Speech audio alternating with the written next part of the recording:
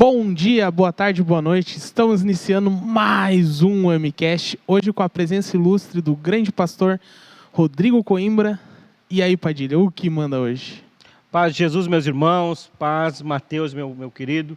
Nós estamos hoje, então, recebendo aqui o pastor Rodrigo Coimbra, que é pastor da AME, na cidade de Canoas, aqui no Rio Grande do Sul. E ele vem desenvolvendo um trabalho já ali com a pastora Leia, que é a pastora titular, já há muitos anos. Nós estávamos comentando aqui em off, o pastor Rodrigo está ali já desde a sua adolescência, desde o início da sua juventude, né, pastor?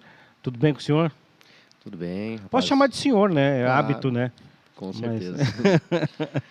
Tudo bem, a paz do Senhor para todos. Sim, já estou ali desde os meus 19 anos de idade, né? Ah, já não era tão novo assim Congregando também? ali, não era tão novo, mas já eram passando da fase de adolescência, iniciando a fase adulta. E graças a Deus, permaneci ali, até hoje, né? O senhor é Rodrigo Coimbra, né? Isso, é Rodrigo Coimbra dos Coimbra Santos. vem da onde? Da onde o sobrenome? Fiquei curioso. Coimbra é de Portugal, né? Sim, mas tu tem descendência? Meus bisavós, eram de português. origem portuguesa. Né? Ah, então tu tem dupla cidadania, segundo a... É só buscar, né? Segundo está espalhando aí na internet, tem muita informação sobre essa questão da dupla cidadania. Bom, mas enfim, pastor Rodrigo Coimbra, então tu é pastor na AME. Isso, na congregação de Canoas, né? Na Avenida Boqueirão 3790, Assembleia de Deus Luz das Nações, né?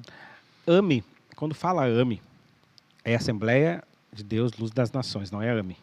É isso, né? Não é, né? É, Assembleia de Deus, né? Aí a AME, Luz das Nações, na verdade é a Associação Missionária Evangelística. Né? Isso, é isso que eu ia chegar. Mas é a Assembleia de Deus, Luz das Nações, né? É a Assembleia de Deus, Luz das Nações. Porque quando fala AME, o pessoal não sabe o que é AME, né? Isso. É a Associação Missionária Evangelística. Então, anota aí, irmão. Isso aí é questão de prova, tá? Questão de prova, essa aí, anota aí. A Associação Missionária Evangelística Luz das Nações. E aí, como é que foi teu processo de conversão, pastor? Olha, eu iniciei, então, meu processo ali com 19 para 20 anos, né? Aconteceram diversos problemas em casa, né? Família, meu pai e minha mãe se separando, minha tia que me criou ali quando eu era criança, né? Separando e eu sempre procurei esperar para namorar, né? Fui namorar lá depois que eu tinha concluído o ensino médio, que eu já estava quase concluindo o curso técnico, já tinha concluído os meus cursos no Senai. Então fui namorar lá depois dos 18 anos. E aí, ao namorar, né? Depois de um tempo ali a gente resolveu noivar e acabou o namoro, então, jovem, né? Não marinheiro de primeira viagem, né? Acabando o namoro, meu pai e minha mãe se separando, começou a vir arder no meu coração de buscar Deus, né? Então, assim, eu sabia que a grande maioria dos jovens buscavam ir para festas, né? Fazer diversas coisas assim que não convém fazer, né? Que as pessoas só vão se prejudicando cada vez mais. E quando eu ia dormir, assim, por mais que eu não fosse, né? Ainda convertido, né? Mas eu sempre procurava orar, né? Antes de dormir, né? Isso desde que eu me entendo por gente. Mas assim, alguém te ensinou isso? Isso, a minha avó, ela era cristã, minha falecida avó, né? E o que aconteceu é que com 7 anos de idade eu sofri um acidente de bicicleta, né? Eu estava aprendendo a andar de bicicleta e ao descer uma lomba carregando um amiguinho na garupa, um outro menino cortou a frente e eu só lembro daquela batida. E aí depois eu estava no hospital, então eu bati a cabeça num cordão, faltaram 5 milímetros para não pegar na fonte, né? Então eu fiquei ali, tive várias convulsões, né? O médico, minha mãe estava grávida, né, do meu irmão Rafael, e o médico falou, olha, pode ser que ele não lembre de mais nada, pode ser que leve tempo. E aí quando eu acordei com a minha tia com uma revista do Tio Patinhas, né? Essa tia que cuidava de mim. E como eu estava no primeiro ano, né? Na primeira série da escola, estava naquele processo ainda de alfabetização, né? E eu lembro que eu tinha uma dificuldade, como era bem no início do ano, de entender as letras, né? E quando eu abri os olhos, eu conseguia ler tudo. Olha só. E aí eu lembro muito bem que... Mas ainda não tinha começado o processo de alfabetização, assim? Já tinha passado pelo pré, né? Sim, pelo pré. Mas a recém estava no início da primeira série. série. Sim, que era outro método, né, na época, né? Isso, era outro método, mas a prova do final da primeira série era fazer a leitura de um texto na frente da professora e da diretora e da vice-diretora. Conseguindo ler aquele texto de forma clara, tu passava para a segunda série, né? Que legal. E aí o que aconteceu foi que a minha avó, depois que aconteceu esse acidente comigo, então eu me recuperei, tinha muito medo de andar de bicicleta depois, né? Por causa do acidente, né? Aquele trauma. A minha avó, ela me levou um dia, né? Acho que um mês e pouco depois, que que aconteceu o acidente, ela me levou num culto à tarde, num culto de mulheres. E a minha avó, ela congregava na igreja quadrangular. E aí eu lembro daquela igreja, assim, bem simples, né? Uma igreja pequena. Ela me levou lá na frente e falou assim, olha, irmão, isso aqui está o meu neto. Eu quero testemunhar do milagre que Deus fez na vida dele, né? Deu um grande livramento para ele. E aquilo me marcou muito. Eu tinha 7 anos de idade. Quando eu tinha 13 anos de idade, a minha avó faleceu. E eu era muito apegado a ela. Então, todos os finais de semana eu ia para casa da minha avó. Durante a semana, quando eu estudava, manhã e tarde, eu ficava com essa minha tia, né? Irmã da minha mãe, minha tia Janete, que cuidava de mim e da minha irmã. E depois do meu irmão, que veio a nascer. Então, eu era muito apegado a ela. Eu senti muito. E aí eu falei com a minha mãe que eu queria ficar com o meu avô, né? Porque meu avô já tinha todos os filhos criados, então eu tinha 13 anos de idade e eu queria pelo menos ficar com ele um tempo para ele não ficar sozinho, né? E aí eu fiquei dos 13 praticamente aos 20 anos com o meu avô, para ele não ficar sozinho. Com 13 anos, então, eu fiquei com o meu avô. Ali, 14 para 15 anos, eu já entrei no Senai, fiz a prova de seleção, né? Então, fiz o curso de eletricista ali, instalador. Que hoje tu é professor lá. Isso, hoje eu sou professor no Senai. Então, eu fazia curso de manhã no Senai de eletricista instalador, à tarde de mecânico de manutenção. Quando eu terminei o curso de eletricista instalador, já vinha fazer eletricista de manutenção, depois eletrônica. Depois, quando eu concluí o ensino médio, ali em 2013, eu já fiz a prova do Parobé e da Fundação Liberato. Aí, graças a Deus, passei nas 2 provas. Escolhi fazer o técnico eletrônica no Liberato, então fazia simultâneo, né? 3 cursos, manhã, tarde e noite. A minha jornada era, saía de casa em torno ali, enquanto estava no Senai, às 7 horas, chegava em casa à meia-noite. Depois que eu concluí os cursos, né? Tive também a chance de poder participar da Olimpíada do Conhecimento, né? Então, fiquei em primeiro lugar na etapa escolar, primeiro lugar na etapa estadual e terceiro do Brasil. Isso eu já tinha ali 19 anos de idade. Terceiro do Brasil. Terceiro do Brasil numa área de um torneio de profissões, né? Onde existe até a etapa o internacional, né? Que é o World Skills. Inclusive, eu preparei um aluno em 2020 que foi campeão da etapa escolar, estadual e nacional. Teu aluno também. Isso foi campeão em 2020. E aí, como teve toda a questão da pandemia, daí não teve o torneio internacional, né? Mas bem nessa época aí que eu entrei no Senai como funcionário, né? Após concluir todas as etapas de preparação, começaram a acontecer esses problemas, né? Meu pai e minha mãe se separando, essa minha tia que me criou, o meu namoro lá na época acabando, eu era muito jovem e algo ardia no meu coração e era o Senhor falando, né? Que eu tinha que ir numa igreja que nem a minha avó ia. Vinha aquilo queimar no meu coração e era o Senhor já sem falando, sombra né? de dúvidas, né? Então, quando eu fazia as minhas orações à noite, antes de dormir, né? Eu sempre pedia para Deus que guardasse a minha família, né? Que restituísse, né, o casamento da minha mãe, principalmente, né, com meu pai. E passado o tempo, isso não veio acontecer, mas o interessante é que um dia eu fui num culto, convidei minha mãe, convidei essa minha tia para ir num culto, e elas estavam bem, com o coração assim bem triste, né, bem magoadas, né? E elas foram e começaram a ir junto comigo. Depois começou a ir a minha irmã, começou a ir meu irmão, e todos eles vieram a se batizar primeiro do que eu. Ah, é? Eles se batizaram em 2000 Tá, mas por que tu escolheu esperar um pouco mais? Isso.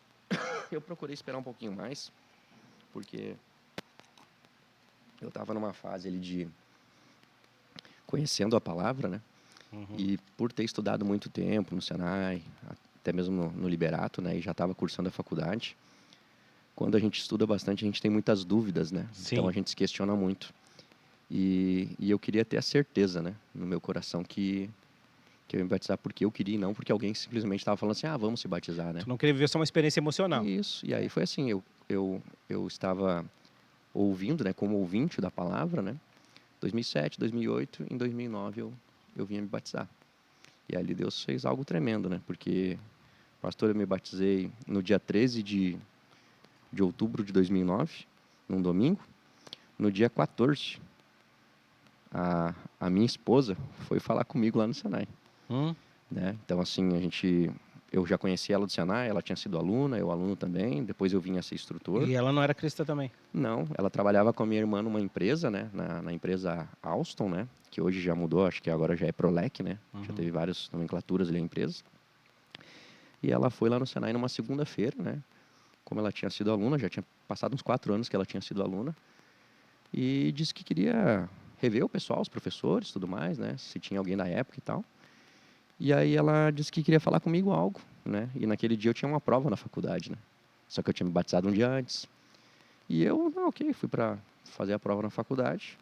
Só que chegando na faculdade, como eu tinha ficado num período de uma semana fora, porque eu tinha participado de uma competição nacional da Olimpíada do Conhecimento, o professor falou para o Rodrigo, o conteúdo que vai ser desenvolvido nessa prova aí, tu não viu, então eu deixo tu fazer na próxima aula. Não adianta tu fazer agora porque tu não vai conseguir fazer. E estranho isso, né, acontecer, né? Sim. Aí quando eu fui para casa, eu liguei para ela, olha, tu queria falar comigo e tal? Pois é, eu cheguei aqui no Parobé, ela estava fazendo eletrotécnica, né? E o meu professor passou mal. Eu, tá, se tu quiser que a gente converse, talvez ali no Bourbon, né? Onde tem uma praça de confraternização ali, né? E eu, tá bom. A gente foi conversar e tal. E aí ela falou para mim que há muito tempo já gostava de mim, né? Só que não tinha falado nada para mim porque sabia que eu era uma pessoa séria e tal, que eu namorava e que eu não ia ter interesse, né? Mas pensa bem, eu me batizei num dia e no outro dia ela veio me relatar isso, né? Um guri Tu novo, vê, cara. né? Ali com seus 20, 21 anos, o que eu pensei na época, né? Olha, ou é de Deus ou é para mim tentar, né? E aí, Para me tentar, eu tem isso também. estendi um convite a ela, né? Olha, pode ser até verdade que tu tá me falando, né? Mas eu quero te fazer um convite, então. Tu quer ir num culto comigo? Tá, tu já evangelizou no segundo dia. Sim, já fiz um Não, no convite. segundo dia após o batismo, né? Sim, Isso, sim. tu já isso. tinha Aí fundamento de fé. Sim, sim. Aí já fiz um convite a ela e falei, olha, independente, não sei se o que tá falando para mim é verdade ou não, né? O tempo vai dizer isso. Mas independente de quem eu for namorar, eu não vou deixar de seguir a Cristo. Isso eu já falei para ela ali, deixei bem claro, né? Até por tudo que já tinha passado, né, na minha vida, né? Meu pai, com a minha mãe também, sofri bastante. E a perda da minha avó também, morar esse tempo com meu avô me amadureceu bastante, né? Porque era só eu e meu avô, entendeu? Então eu aprendi a fazer várias coisas, me virar, lavar, preparar comida para outro dia. Muitas vezes meu avô até estava construindo a casa na praia e eu tinha que ficar sozinho cuidando da casa. Então esse compromisso, né, comprometimento em se dedicar a estudar, então foi algo assim como diz a palavra, né, lei da semeadura, né? Tudo que a gente planta a gente vai colher, né? E interessante, Rodrigo, a gente interrompeu um pouquinho aqui, mas interessante que eu identifiquei algumas questões assim. Mesmo tu passando por todas as adversidades da vida, questões da adolescência, tudo mais, antes disso ainda, tem um ponto, que foi o ponto inicial lá, quando tu era menino, quando sofreu o acidente. Sim. Né? Quando a semente foi plantada no teu coração. Isso aí. Pela tua avó. Isso. Tinha 7 anos de idade. Então ali pronto, ali foi semeado. Foi. E isso despertou ao longo da tua caminhada, das adversidades da vida, tu tinha esse ponto de referência. Né? Interessante, mas que a tua avó te levou para a igreja num ato de gratidão. Sim. Né? E, então, já foi semeado já com gratidão a Deus. Né? Então, isso fica na tua mente, tanto que tu falou, né? Então, que tu sempre recorria às orações. Isso, com 20 anos de idade, o que veio na minha mente, né? Quando começaram a acontecer todos esses problemas, né? Que eu tinha que buscar Deus. O Deus que a minha avó buscava, né? Então, isso ardia no meu coração. Isso foi uma questão que me chamou a atenção. A segunda questão é o planejamento de vida. Tá. Tu planejou, então, ser docente na empresa que tu trabalha, na instituição que tu trabalha? Eu planejei, assim, estudar eletricidade, eletrônica e mecânica.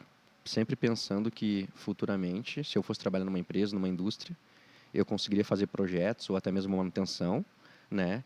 Nas 3 áreas. Não precisaria de 3 pessoas para fazer isso. E teve uma questão que, como eu fui competidor do Senai, foi surgindo. Eu nunca planejei ser professor, né? Ser docente, né? Mas ao longo do meu desenvolvimento no Senai, surgiu essa oportunidade. Tá, tu queria trabalhar na área que tu estava, obviamente, na área que tu estava estudando. Que é a área de automação industrial, né? Isso era planejamento.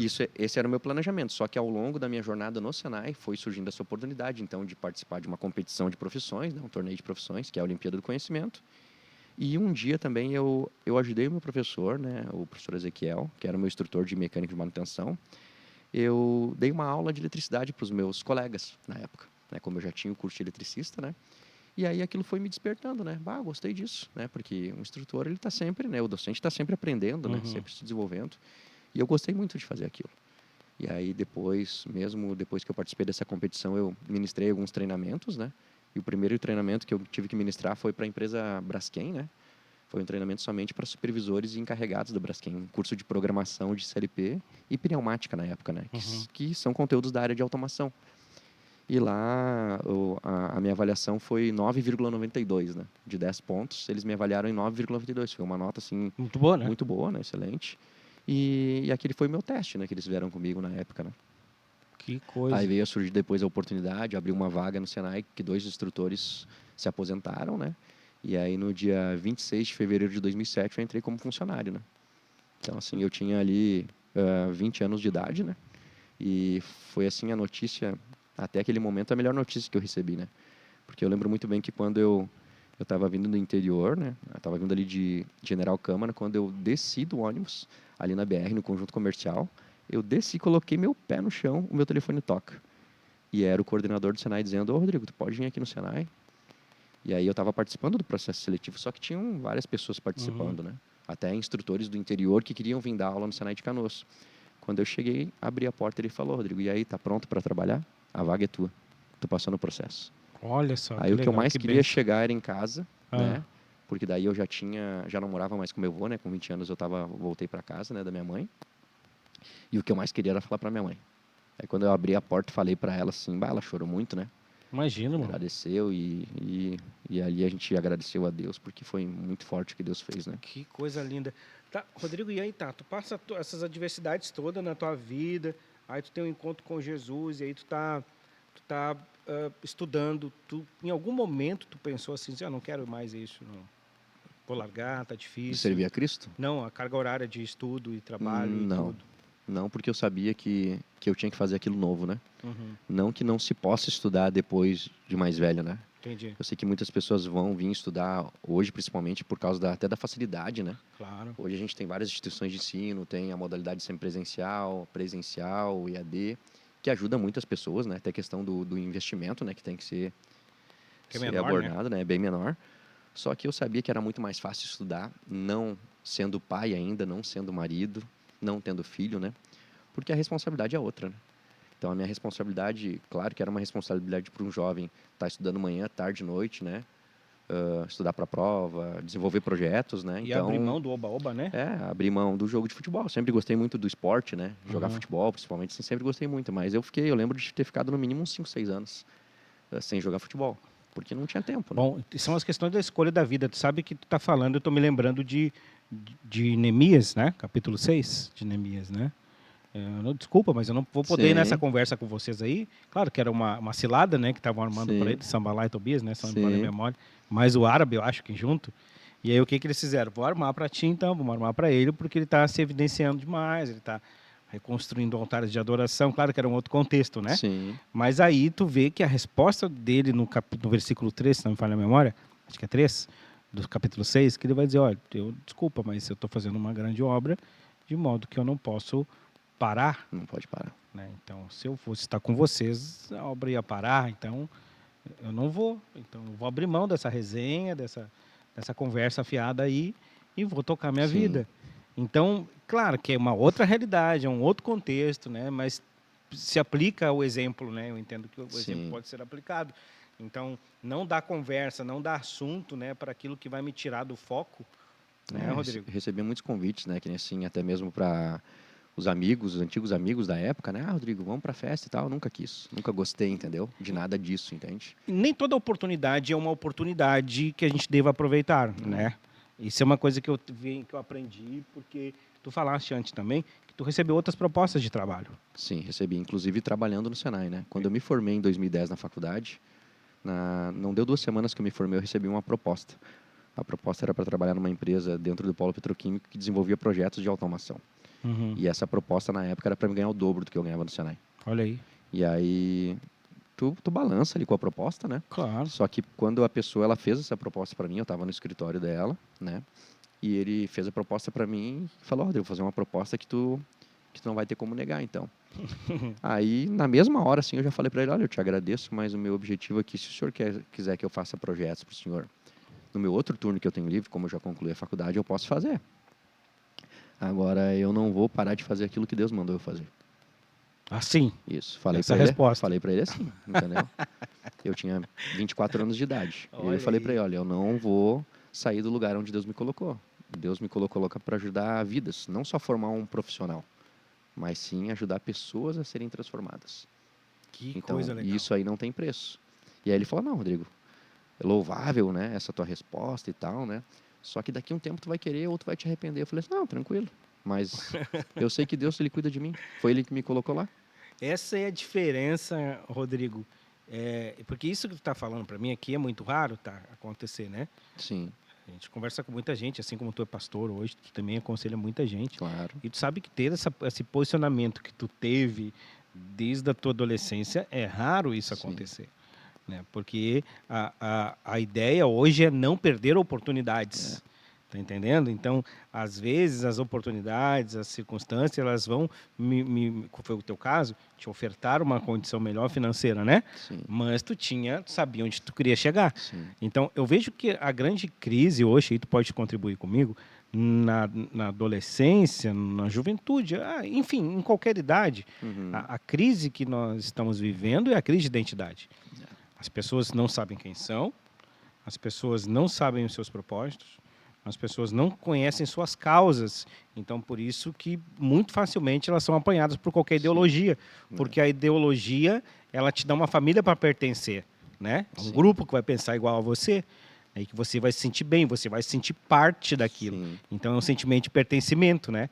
Então, eles te dão uma identidade, ó, você é assim, essa aqui é a tua família, é o teu grupo que você pertence, e a tua causa é essa, Sim. né? De acordo com cada ideologia, né? Então, hoje é muito fácil se manipular a vida das pessoas em virtude da falta de identidade. Sim. E até mesmo a facilidade ao acesso à informação, né? Tem muita, né? Hoje, que nem assim, no tempo que eu estava lá estudando o ensino médio, vamos supor, Uhum. tinha alguns colegas que tinham telefone celular. Hoje, até as crianças têm, né? Que as crianças Então, assim, têm. o acesso à internet, né? Então, assim, ali tu tem uma rede que é aberta, né? Hoje a facilidade que a gente tem de estudar, se a gente utilizar os recursos que nós temos, ela é muito grande. O senhor lembra que no seu tempo lá para pesquisar algo tinha que ir na biblioteca pública, Sim. né? Tinha que ler livros. Hoje a pessoa vai ali, digita no Google, tu pega a síntese, tu pega o resumo, tu pega tudo do que Pega tu quiser. tudo. Então assim, Tu ouve resenha, É. ouve podcast sobre o tema. sobretudo, hoje tem videoaulas no YouTube, tem tutoriais, É. hoje tem. Só que as pessoas, como o senhor falou, pastor, as pessoas elas não sabem aonde elas Quer ir. querem ir. Não tem um objetivo. E às vezes o primeiro não que elas recebem, não, então não é de Deus. Não é Colocam de até Deus nisso. Isso. Porque daí transforma a resposta de Deus numa experiência emocional, praticamente, né? E não é assim, né? Se a gente não for é ver ao longo da assim. história, todas as pessoas que foram muito usadas por Deus, desde Abraão, né? Ele recebeu muito não na vida dele. Muito não. Quanto tempo ele teve que esperar, né, para ter o seu filho da promessa, né? E Olha mesmo a assim cor. ainda teve um deslize, né, de ter Sim. Ismael com Agar. Então, assim, se a gente for observar, Porque foi influenciado indo para uma terceira. foi influenciado, né? Com certeza, sua esposa também Deu uma um ajuda. empurrãozinho, né? Mas assim, tiveram consequências na vida dele, né? Né? Por mais que ele teve o seu Isaac, Ismael e Isaac, se a gente for ver aonde aquelas pessoas elas foram se criando e desenvolvendo ali as suas cidades, é onde está em pé de guerra até hoje. Sim, Né? exatamente. Então, assim, se a gente for observar ao longo da história, é muito difícil para uma pessoa ela receber um não. Desde pequena é assim. O que mais a gente recebe é não quando é criança. Tá, mas então, hoje, se a gente analisar o comportamento hoje, assim, tem questão da igreja, tá? A gente está na Sim, igreja claro. e a gente está analisando os comportamentos das pessoas, porque nós somos pastores, né? Sim. A gente vive de aconselhar, de instruir, né? Claro. De orientar as pessoas. A gente vê que cada dia está mais difícil tu observar um pai e uma mãe dizer um não para um filho. Né? Então, como é que se faz com que a criança fique quieta, pastor?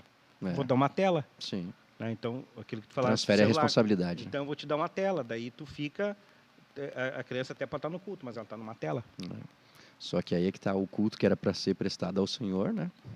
Eu estou simplesmente eliminando o problema que é o meu filho, só que ele é criança. A criança ela vai incomodar, a criança ela vai fazer birra, a criança ela quer brincar, a criança ela vai chorar. Isso é normal, nós passamos por isso, né? Possivelmente essa criança que não recebe não, que não sabe receber um não, né? E mesmo às vezes ela recebe o não, né? Não, mas daqui a pouco eu te dou, né? Então eu acabo satisfazendo os teus desejos. Essa criança será uma criança cheia de problemas, cheia de conflitos. Né? Assim que receber um não, vem a frustração, né? Vem a carga emocional de não saber lidar com a perda até mesmo, né, pastor? Sim. Tu quer ver, a gente leu um artigo que saiu na GZH esses dias, que eu até a pastora Nádia encaminhei para ela, para a Alês, porque a gente estava discutindo exatamente essa questão sobre as influências. E existem especialistas hoje dizendo que a gente deve eliminar as telas, porque são muitas telas. Sim. Entendeu? São muitas. Ainda mais criança, em seu desenvolvimento, ela não deve ter acesso às telas. E tem uma questão, né? Como eu trabalho já há quase 17 anos como docente no Senai, né? e mais 5 como aluno, então já estou há 22 anos numa instituição de ensino, né? Então já trabalhei com diversas gerações, né? E o que eu noto hoje, principalmente, é que não só o fato da criança ou adolescente ficar exposto a telas, né? Há um tempo assim que hoje eles não têm limites, né? Uhum. Então assim, o não receber um não, que nem o pastor falou, vai gerar um problema muito grande, porque ele vai se tornar um adulto depois que não sabe receber um não do chefe, Isso gera seu frustração, né? encarregado, né? Então assim, a maioria das pessoas hoje, né, dessa geração de agora, eles não conseguem focar no que eles estão fazendo. E um dos motivos é porque o celular, quando ele abre um vídeo no YouTube, que ele quer assistir lá um vídeo de, sei lá, como jogar Stumble Guys, né, os tutoriais lá de jogos, são 5 minutos, ele passa para outro. Ele não consegue focar, pode ver, a maioria desses jogos não consegue focar 30 minutos numa tarefa, numa atividade. E isso é preocupante, porque assim, tanto para a nossa vida pessoal, como a vida profissional, nós sabemos que temos diversas tarefas. Pega um médico. Como é que um médico consegue fazer uma cirurgia, às vezes, ele 3, 4, 10, 8 horas? Nós vamos ter um grande problema no futuro se nós não limitarmos esse uso de tela, porque essas crianças de hoje que não conseguem focar nas suas atividades, elas simplesmente, quando tiver um problema na frente delas, elas, então eu não vou fazer, outra pessoa faz. Simplesmente vão virar costas e não vão resolver. E isso é preocupante. Tem até um grande pregador, falando essa questão do tempo, tem um grande pregador aí, estou criticando o cara, né? Mas e é interessante, porque ele sacou essa ideia das coisas rápidas, fast food assim, tem que ser rápido, tá entendendo? Então ele tem ministrações no Spotify de 9 minutos. Sim. Tá entendendo? 9 minutos uma pregação. A mais longa que eu ouvi dele é de 16 minutos. Sim. Tá entendendo? Então, são coisas muito motivacionais e rápidas, né? Para que tu receba uma carga emocional e de entusiasmo e pronto, né? Eu fui ministrado. Sim, Né? só que se a gente for lembrar, né? Teve uma ministração que o senhor ele tocou muito forte no meu coração, que foi sobre falar sobre o fogão a lenha, né? A gente fez um culto lá na nossa igreja de uma tarde de louvor e adoração. E ardia no meu coração sobre falar quanto tempo a gente leva, né, para preparar um alimento, né? A geração de hoje, como o senhor falou, é a geração fast food. É a geração do iFood, que a comida vem pronta, né? É a geração do micro-ondas, né? Do Cup Noodles lá, né? Que tu vai lá e coloca no micro-ondas e está pronto. Do Nissin Miojo. Então, assim, hoje, tu preparar uma comida no fogão a lenha, ela tem todo um preparo. Desde preparar a lenha, separar se a lenha está seca ou não, colocá-la no sol para secar. Ó, eu tenho lenha, agora eu vou fazer o fogo. Aí fazer o fogo até esquentar as panelas. São horas fazendo. Só que a comida no fogão a lenha, o gosto dela é incomparável. Assim é a nossa meditação e a busca pelo Senhor. Se a gente simplesmente, eu vou ler só um versículo hoje, rapidinho. Não, eu nem vou ler, eu vou escutar alguém lendo. Isso aí. A gente não está trabalhando aquele processo de aprendizagem, porque se a gente for ver o processo de aprendizagem, né, que a gente aprendeu lá nos primórdios na escola, era o que?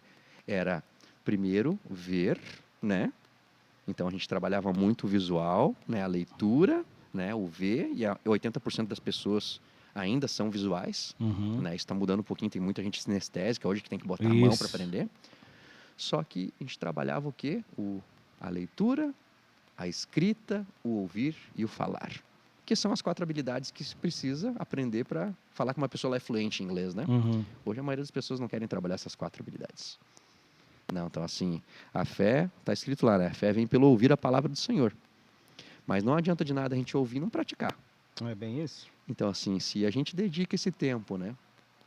Aquele tempo de preparação lá, né? Comparando com o fogão a lenha, né? Aquela comida que vai ser preparada com tempo, com gosto, que tu vai separar o tempero, tu não vai simplesmente jogar tudo na panela. Tem um tempo de preparo. Então, assim, se a gente dedicar parte do nosso dia, né? Ter aquele devocional diário, né? De não somente ler a Bíblia, né? Mas de pedir a direção para o Espírito Santo. Senhor, o que o Senhor quer falar comigo? Então, assim, eu sei que o dia é corrido, eu sei que cada vez mais a gente tem mais atividades para fazer, só que essa intimidade com Deus, ela está sendo perdida. Sim. Nesse tempo corrido, né? Nós estamos com um desafio aqui, com jovens aqui da igreja e algumas irmãs aqui do trabalho de mulheres aqui, do Ministério de Mulheres com a pastora Nádia, também entrar no desafio de fazer leitura da Bíblia toda em 93 dias. Então, são 3 etapas, né? Sim. Então, nós estamos na primeira etapa ainda. Hoje, que dia é mesmo? Hoje é dia 16. 16 de setembro. Então, hoje nós estamos no 16º dia de leitura. Começamos dia 1º de setembro. E é uma hora de leitura. Então, dentro dessa uma hora de leitura, a proposta é que você faça a tua hora de leitura, aproximadamente uma hora, né? E ali tem os capítulos do dia para que se faça a leitura, e não perder o foco da tua vida devocional. Sim. Entendeu? Então, a leitura da Bíblia não é substituir pelo período devocional. É um acréscimo. E nem substituir pelo culto, né? Por ouvir a palavra também. Nem né? pelo culto.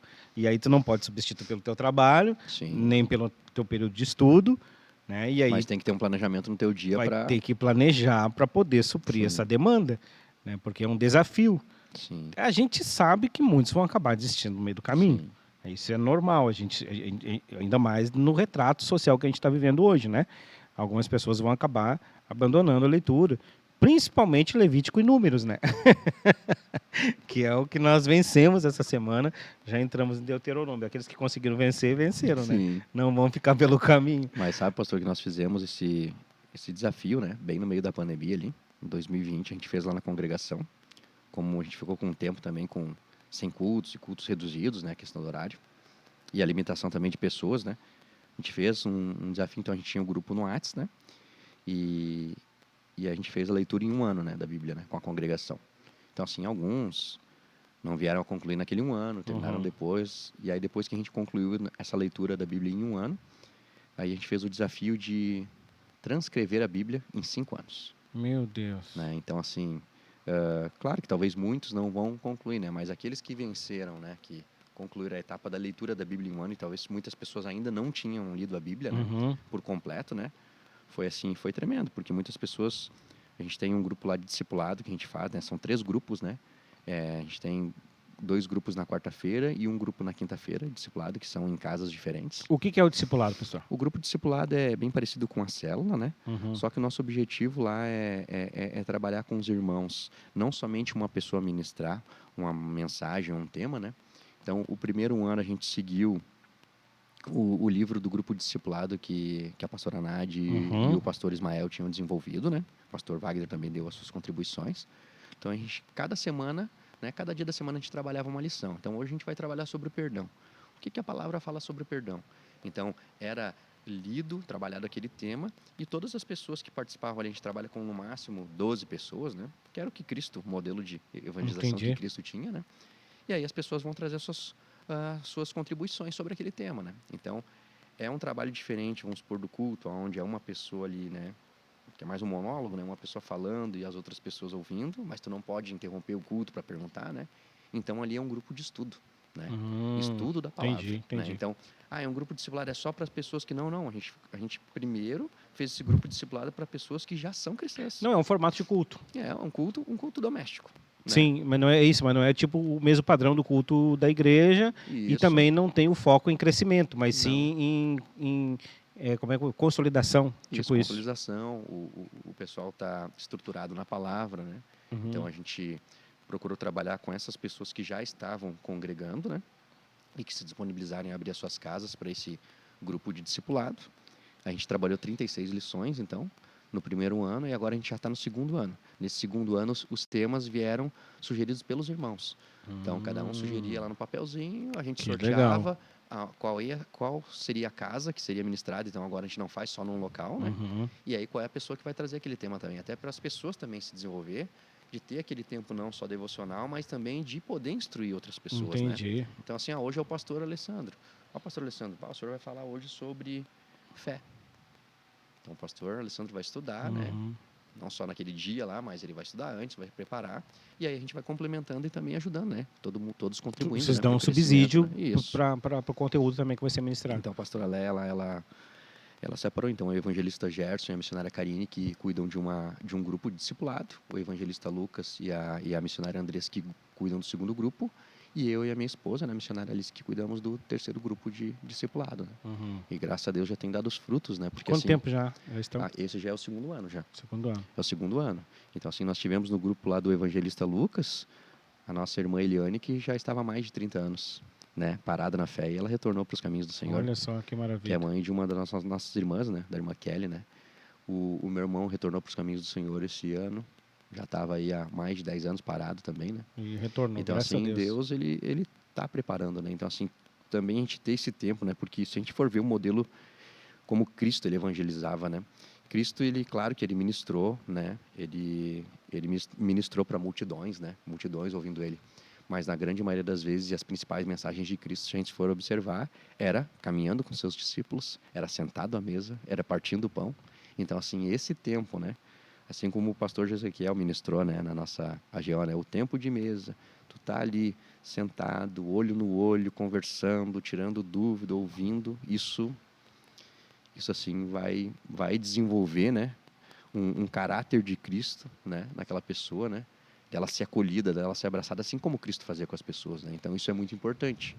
Só que a gente sabe que cada vez mais, né, a gente tem mais atividades para fazer, né? Só que é importante. Então, assim, o nosso GD é na quinta-feira, né? Então, quinta-feira ele é flexível também. Ah, é às 20 horas.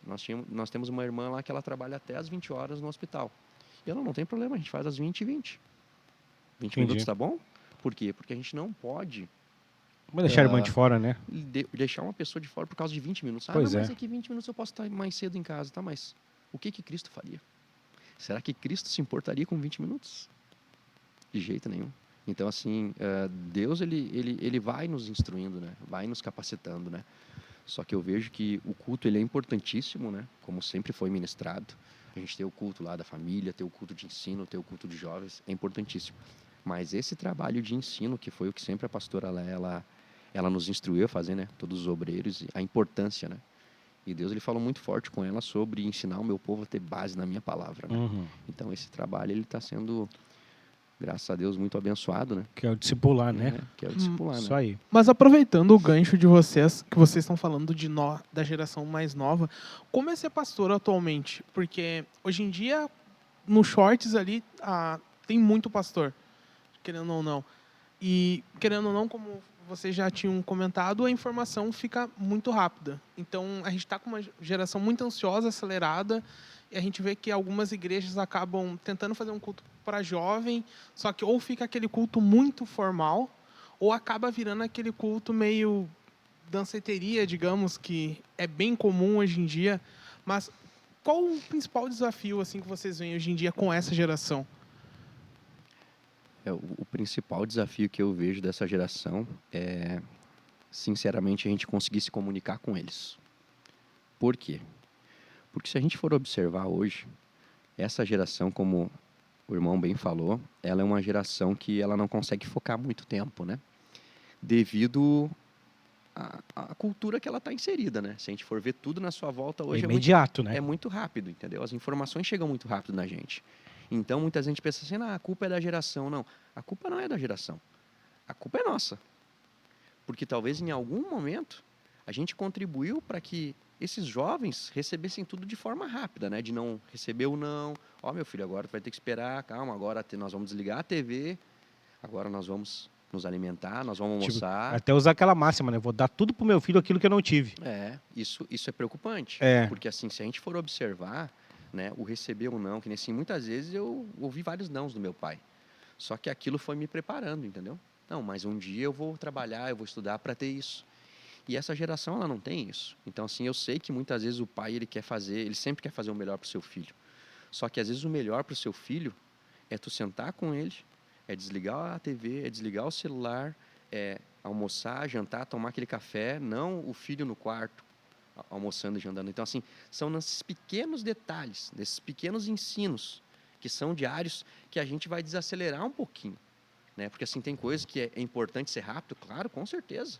Se a gente for observar assim, eu preciso mandar uma mensagem para um familiar que está lá no Japão. Como é que se fazia isso antigamente, quando não tinha telefone? Não se fazia, né? Uma correspondência, ia levar meses para chegar, assim como Paulo, né? Quando enviava suas cartas, levava meses, às vezes quase um ano para chegar uma carta num determinado lugar. E hoje, assim, tu ter essa informação rápida chegando lá, em muitas questões é muito bom. Só que, assim, a forma com que a gente vai se comunicar com essa geração, ela é importante. Então, assim, o que eu penso? Não adianta só eu falar assim, lá no meu tempo era assim, tá ok, no teu tempo era assim. Só que como é que é hoje, né? Eu tenho que me colocar no lugar do jovem também. Então, assim, quando eu entro lá para a sala de aula, que eu vou, né, ministrar uma aula para os meus alunos, a primeira coisa que eu faço no primeiro, segundo e terceiro dia de aula, eu não falo nada da área. Eu procuro saber como eles aprendem. Para Porque criar cada um vínculo. tem uma forma de aprender. Então eu é procuro isso. fazer assim, ó, uma avaliação diagnóstica. Eu vou lá, faço umas dinâmicas de empilhar peça, de correr, responder questionários para saber quem é que é visual, quem é que é sinestésico, quem é que é auditivo. E ali eu já vou observando o perfil de cada um. Porque cada um tem uma forma de aprender. Porque não é uma linha de produção, né? Não é uma linha de produção. E se a gente for observar, né, o que eu vejo assim, aprendo muito com Cristo, né? Cristo, a gente sabe que quando ele iniciou seu ministério, né, ele, após jejuar, ele já foi tentado, né? Só que o primeiro milagre de Cristo foi transformar água em vinho. Então, talvez muitas pessoas que estavam ali, que eram visuais, elas já creram nele, ele é o Filho de Deus, porque ele pegou e transformou água em vinho. Só que Cristo, ele também evangelizou muitas pessoas falando. Então ele usava o quê? O ouvir, as pessoas ouvindo ele, as pessoas vendo os milagres que ele operava e as pessoas sentindo também a presença dele, tocando, o amor e o né? carinho dele Tocando. Porque quando falavam para ele assim, mas senhor, como é que o senhor está falando com essa mulher aqui? O senhor não pode estar falando com ela. Ele falou assim, não. Por que eu não posso estar falando com ela? Mas as crianças estão te atrapalhando. Não, deixa as crianças virem até mim. Então Cristo, ele é o modelo perfeito de como se evangelizar. Então hoje eu vejo que o jovem, ele precisa ser ouvido. E muitas vezes ele não é. Porque o pai está naquela correria, ele simplesmente, como o pastor falou aqui, entrega o telefone, dá tudo que ele quer. Só que muitas vezes o jovem não quer o telefone. Por mais que eles vivam com o telefone na mão, não é o telefone, não é o videogame, não é a roupa, não é o tênis caro, mas é aquele tempo de qualidade com o pai. Então, o senhor acha que o abismo, então, entre nós, pastores já de uma outra geração, e os membros, os nossos discípulos, por assim dizer, os discípulos de Cristo que estamos formando agora, o grande abismo entre nós e ele é a comunicação? É a comunicação. Existe falha na comunicação, tem ruído na comunicação. A gente não consegue entender muitas vezes o que os nossos filhos estão expressando quando eles estão fazendo aquela birra, e isso reflete na igreja também. Reflete. Então, assim, muitas vezes o filho está fazendo, pode ver com diversos psicólogos e tudo mais, pessoas que trabalham com educação, muitas vezes o filho, a birra que ele está fazendo é porque ele está chamando a tua atenção. E ele quer essa atenção. Porque hoje é muito mais fácil, assim, o filho, que nem eu tenho um exemplo em casa, eu tenho meu filho lá, o Emanuel. Ele é uma criança, assim, ativa, graças a Deus, toca bateria, desde 1 ano de idade. Eu já via que o guri gostava de bateria. O que eu vou fazer? Eu vou investir no meu filho. Fui lá e comprei uma bateria para ele. É milhões de vezes melhor eu entregar uma bateria para o meu filho.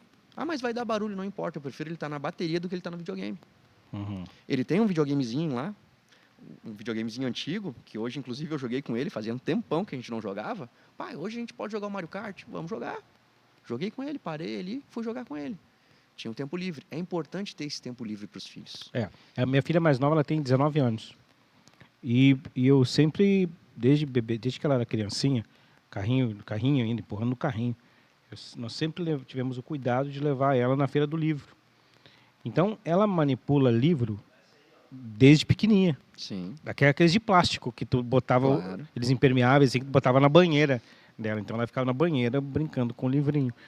Minha filha lê dentro da necessidade que ela tem hoje, até porque está cursando faculdade, Sim. de fazer direito e tal. Mas ela sempre foi incentivada a fazer esse tipo de coisa. Então, depois que eu tive um encontro com Jesus, depois que eu fui convertido por Jesus, o que nunca faltou na minha casa foi Bíblia. Sempre teve Bíblia. E ela ganhou Bíblia logo em seguida que nós voltamos para Jesus, ela ganhou uma Bíblia. Então, eu sempre surpreendi ela fazendo leitura da Bíblia. Sim. E sempre passava na frente do quarto dela, estava fazendo leitura da Bíblia. Então, isso vira como é que eu vou lhe falar? Onde que eu quero chegar com isso? Com a questão dessa comunicação. Por exemplo, que tradução de Bíblia que o senhor lê? Eu leio a atualizada, né? Corrigida e atualizada, né? Almeida. Uhum. Mas eu tenho também uma Bíblia lá para o público mais jovem. Então, assim, normalmente quando eu vou ler a Bíblia, né, eu tenho mais de uma versão. Eu pego a minha Bíblia de estudo lá, que já tem mais de 20 anos, mas tem 2, 3 versões mais novas. Por exemplo, a primeira que ela leu era uma corrigida, uma revista Almeida corrigida, Uhum. né, que é uma das mais Sim. encorpadas, assim, Sim. né, na questão das expressões do português. E ela estava habituada com outros idiomas, com outras traduções, né? Porque lá em casa hoje são mais de 50 traduções. Sim. Das 50, eu acho que eu tenho umas 12 traduções diferentes. Então a gente teve sempre muito acesso. Com ela eu não vejo que eu tenha dificuldade de ler qualquer tradução. Mas se eu venho para a igreja, pastor, tá entendendo? Com uma corrigida, o que eles vão compreender? Sim. Isso já é a questão da linguagem também. Claro, claro. Da com questão certeza. da comunicação que a gente está falando. Se nós não aprimorarmos nossa comunicação, se nós não tratarmos desse cuidado que o senhor tem, porque o senhor é docente, Sim. né? E isso eu acho que é uma coisa que está faltando muito no nosso meio cristão, é nós instruirmos também, Sim. né? Os outros pastores, os outros colegas, os outros, o que são os liderados, né? A desenvolver essa habilidade de comunicação com essa geração. Senão nós teremos um sério problema. Que nem o irmão citou ali, né? Hoje a gente faz aquele culto tradicional que muitas vezes não chama a atenção do jovem, ou a gente traz diversas coisas que outrora a gente contestava, né, para chamar a atenção dos jovens, né? Ou a gente gera polêmica. E aí, assim, isso vai dar um problema, porque a gente tem várias gerações dentro da igreja, né? Isso aí. Só que aí é que tá. Não adianta só ser trabalhado na igreja, entendeu? Isso tem que ser trabalhado em casa. Isso é princípio. O senhor já trabalhou com jovem? Já trabalhei com jovens, já trabalhei com o Ministério de Jovens. Hoje, eu e minha esposa, a gente... até quando eu sair daqui, eu vou para o culto dos jovens, né? Hoje, o culto dos jovens, quem está cuidando é o evangelista Lucas e o evangelista Gerson e a missionária Karine. E vocês são bem criativos, né? Sim. Tem muito mais adolescente do que jovem, na verdade. Assim, hoje eles cresceram, né? E nós temos os CRI-jovens também, que são as crianças que já estão participando do culto dos jovens, né? Então, assim, a gente traz eles para poder participar, mesmo as crianças, né? No culto dos jovens. A missionária Karine, ela sempre chama as crianças para cantar, para louvar. A gente já tem uma banda já de CRI-jovens. Olha aí. Então, meu filho tem 6 anos, ele já toca na banda da igreja, entendeu? E teu filho toca o quê? Ele toca bateria. Ah, sim, tu ia falar. Aí nós temos o Pietro lá, que tem 10 anos, que já toca teclado. E eles tocam na banda. Então, assim, a gente foi trazendo eles, mas sempre trazendo a importância de prestar o culto ao Senhor, entendeu? Que, assim, particularmente, eu não deixo meu filho mexer no telefone na igreja. Eu não deixo nem em casa. O que eu tenho que acordar, o acordo que eu tenho com meu filho, ó, tu pode jogar o Stumble Guys, o Roblox, no sábado. Por quê? Porque de segunda a sexta tu vai estudar. E ele estuda na escola adventista, então é uma escola que cobra bastante, né? Então tem toda a questão de princípios, né? É uma questão confessional também, já é uma escola confessional. Né? Então assim, ele pratica esporte, ele joga futebol que ele gosta, ele toca a bateria dele, ele tem uma aula de bateria também toda quarta-feira com o Gerson, né? Depois da escola. Só que assim, eu vejo que as nossas crianças, as crianças, se a gente for lembrar o nosso tempo como criança, o que a gente gostava de fazer? Ir para a escola, né, no meu tempo, e ficar a tarde toda jogando bola. Eu ia de manhã para a escola e fazia as minhas atividades para jogar bola. Só que o meu pai sempre me instruiu, Rodrigo, e deixava isso cobrado para minha tia. Tu vai estudar, antes de fazer as tuas refeições, tu vai fazer as tuas lições. Eu almoçava, depois de almoçar eu tinha que lavar a louça, varrer o pátio para minha tia, para depois jogar o resto da tarde de futebol. Então eu tinha tarefas. Hoje, se a gente for observar uma criança, ela come, ela não pega nem o pratinho dela e bota na pia. Eu e minha esposa, a gente já instruiu meu filho, olha, ele não tem ainda, né, idade para estar lavando uma panela, uma faca, porque é perigoso e é pesado. Mas assim, ele pega o pratinho dele, ele leva lá na pia, ele arruma a cadeira dele, isso é desde pequeno. Só que essa semana virou até meme aí.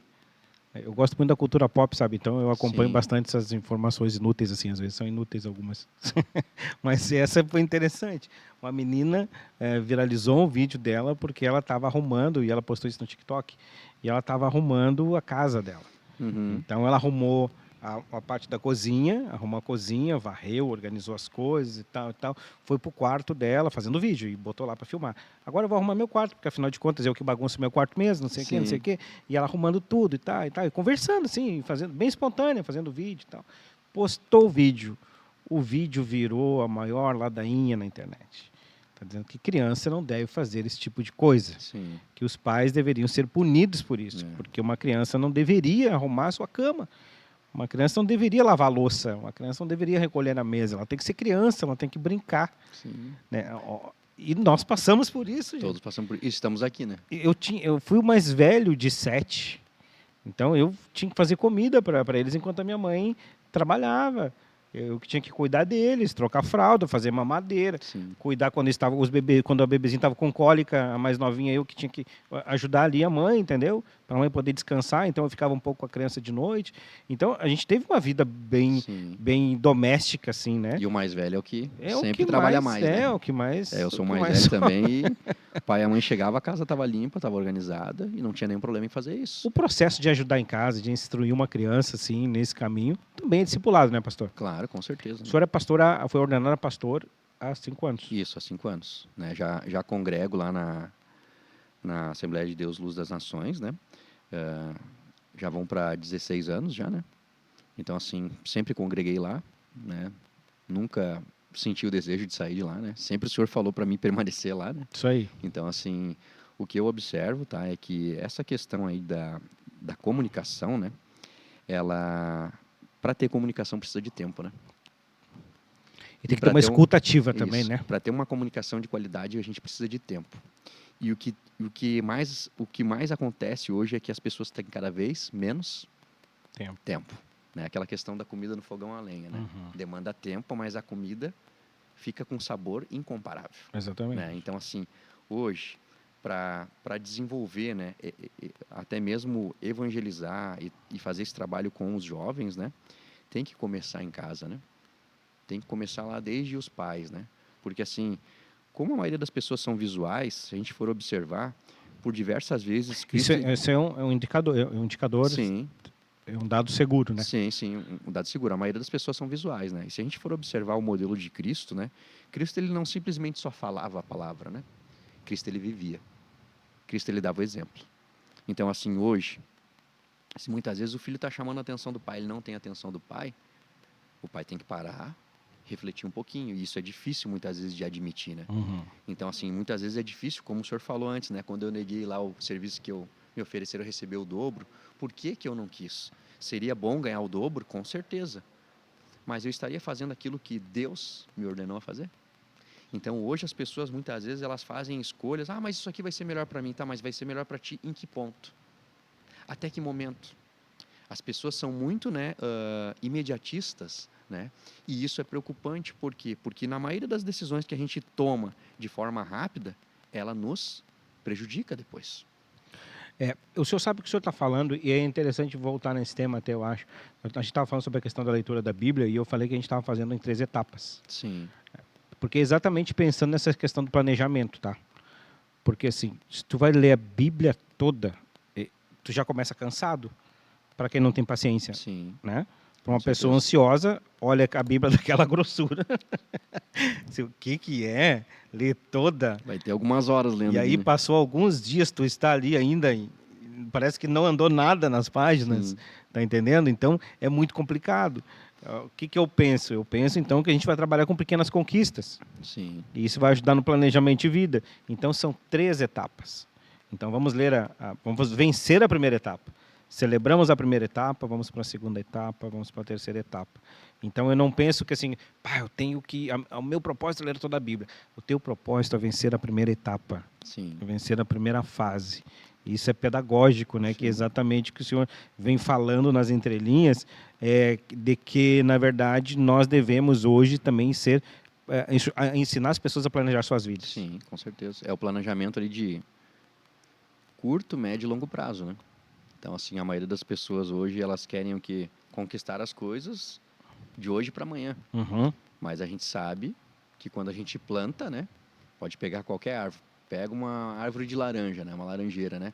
Tu largou a semente ali, quanto tempo vai levar para essa árvore crescer e dar fruto, né? Então... que não se ensina mais a plantar feijão na escola, será? Esse lembra que a gente aprendia? Esse dia meu filho trouxe um copinho lá que eles plantaram. Ele ficou fascinado, né? Que nasceu. Mas assim, o que a gente está plantando hoje, a gente vai colher daqui a alguns anos. Toda pessoa que ela entrou na faculdade num ano e ela vai levar 4, 5, 6 anos para se formar, ela sabe que tem uma jornada ali de médio prazo. Só que quando é que ela vai começar a colher aqueles frutos? Vão passar anos. Tu falou médio prazo. Médio prazo. Porque assim, hoje, o que eu noto, né? A maioria das pessoas, elas querem... É a mesma coisa assim, eu trabalho com investimento, né? Eu estudo bastante sobre investimentos, né? E o que toda pessoa vem e pergunta para mim, assim, até os meus alunos, eu também trabalho sobre educação financeira, né? Professor, o que eu faço para me ganhar R$1.000 por mês? Trabalha. Não, mas eu queria não trabalhar. Pois é, aí tu vai ter que ter um valor alto para te poder ganhar R$1.000 por mês. Não, mas eu queria fazer assim, com R$500. Aonde eu posso investir R$500 para ganhar?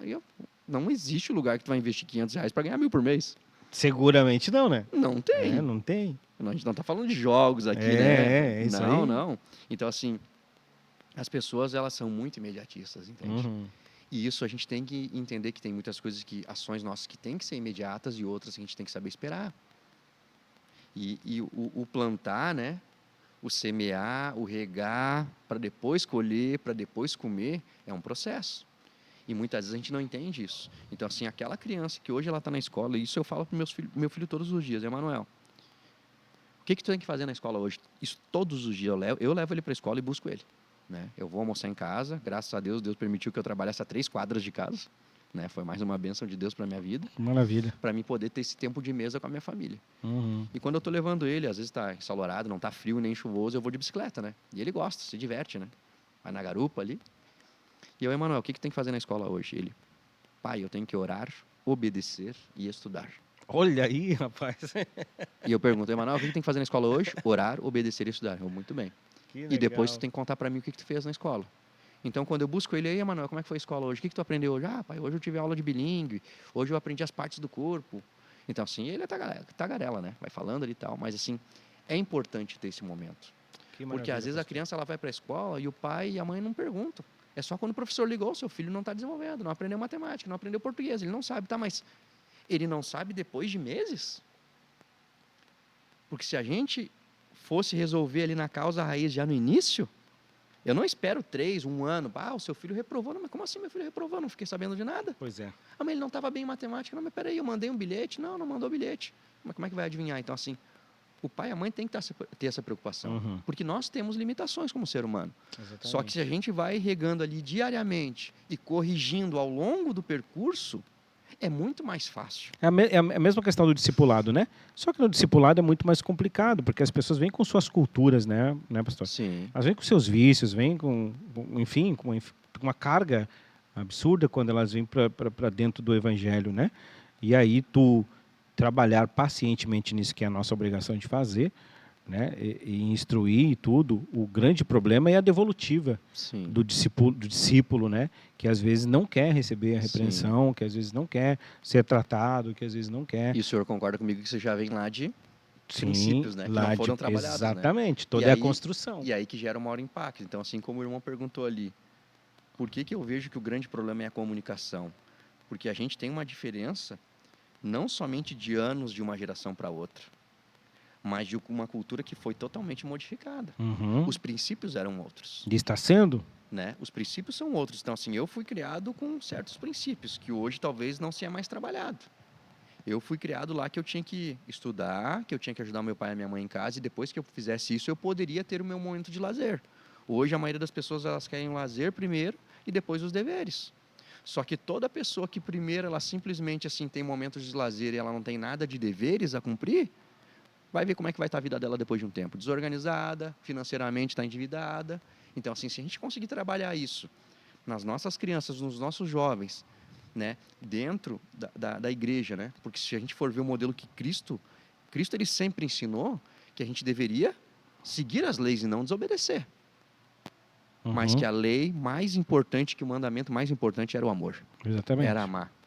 Então, assim, Cristo ele abraçava aqueles que tinham errado. Ele não ficava julgando e condenando. Então, para a gente se aproximar desses jovens hoje, não adianta, tu está fazendo errado. Não, peraí. Ô, meu filho, será que não dá para fazer isso aqui de uma outra forma? Então, assim, ter essa comunicação, né, aberta, né, principalmente com os jovens, vai fazer com que eles comecem a enxergar, não, mas peraí, meu pai é diferente. Pô, mas lá na igreja, o meu líder ele é diferente. E aí a gente conseguir trazer esse modelo de Cristo, que era o que ele fazia, entendeu? De estar próximo das pessoas, de se comunicar fácil com elas, de entender elas, isso vai fazer com que as pessoas se sintam amadas. Exatamente. Meus irmãos, tu pode estar perguntando aí, né? A gente está já se encaminhando para o final aqui, mas aí você pode estar se perguntando, tá? Mas e qual é o modelo de Cristo? Leia a Bíblia, irmão. Leia a Bíblia, né? Não tem outro modelo, está ali na Bíblia. Não tem como a gente saber qual é o modelo de Cristo, supondo. Né? A gente precisa conhecer qual é o modelo de Cristo. Conhecereis a verdade vos então eu vou ler só os evangelhos, como tem alguns que pregam por aí. Leia somente os evangelhos. Ou leia somente o Sermão do Monte, que é a constituição do evangelho. Tu não precisa ler mais nada. Está errado. Você deve ler toda a palavra de Deus, divinamente inspirada pelo Senhor. Teve um pregador muito famoso, há uns 15 dias atrás, que ele cometeu a gafe de dizer que a Bíblia não é a palavra de Deus, que a Bíblia contém a palavra de Deus. E ele foi rigorosamente, um pregador famoso pentecostal, e ele foi rigorosamente chamado a atenção por outros pastores, e aí ele veio e se retratou, dizendo que ele havia se expressado mal e que realmente ele estava equivocado, que ele cometeu uma gafe mesmo. Mateus, alguma coisa? Para a gente ir encaminhando para o final aqui? Podemos fazer a pergunta clássica, aquela? Por favor, fique à vontade. Pensando agora na pessoa que não é convertida, aquela que está desesperançosa, que não conhece o amor de Cristo, o que você diria para essa pessoa?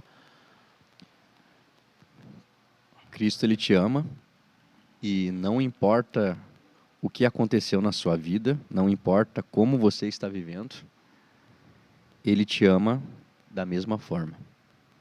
E ele está de braços abertos para te receber.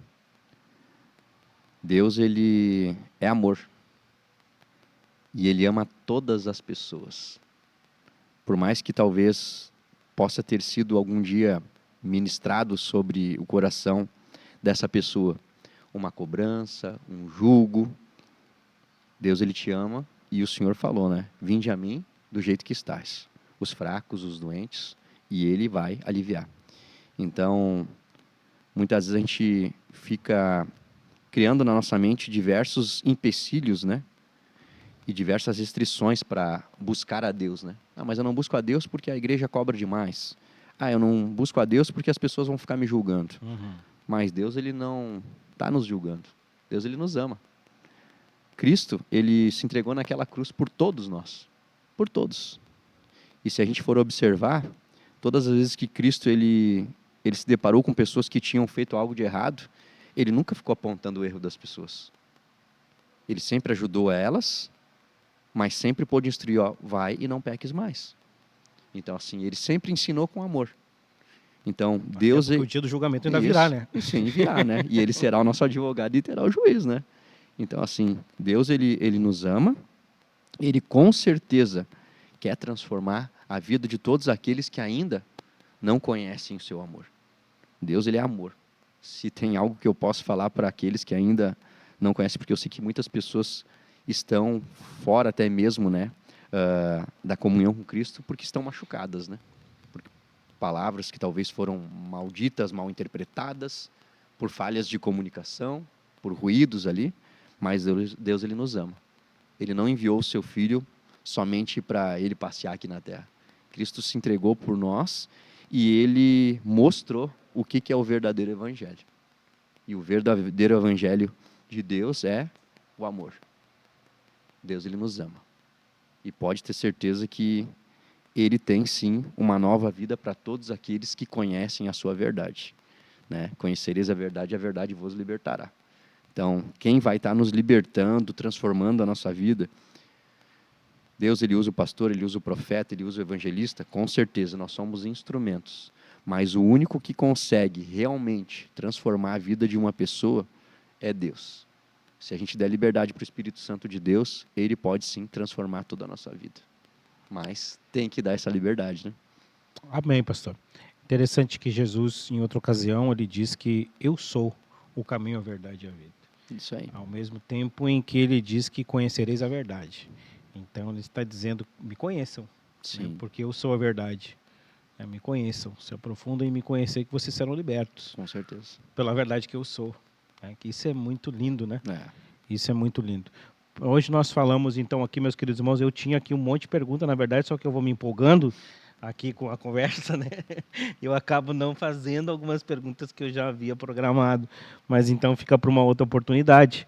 Hoje nós falamos aqui com o pastor Rodrigo Coimbra, pastor que é da AME, Assembleia de Deus Luz das Nações. Isso. Né? Ali em Canoas, no bairro do Boqueirão, isso? Isso, é no bairro Estância Velha, Estância na Avenida Boqueirão, isso, número 3790. Isso, cometi uma gafe aqui, questão geográfica aqui, irmãos, tá? Me perdi no CEP, aqui na informação. Pastor, só as considerações finais, por favor. Só quero agradecer por poder participar aqui e compartilhar um pouquinho da minha vida, né, e do que Cristo fez, né, na minha vida. E eu tenho certeza que muitas vidas serão alcançadas, né, através deste trabalho, né, e que mais pessoas possam participar, ouvir, né, e a fé vem pelo ouvir, né.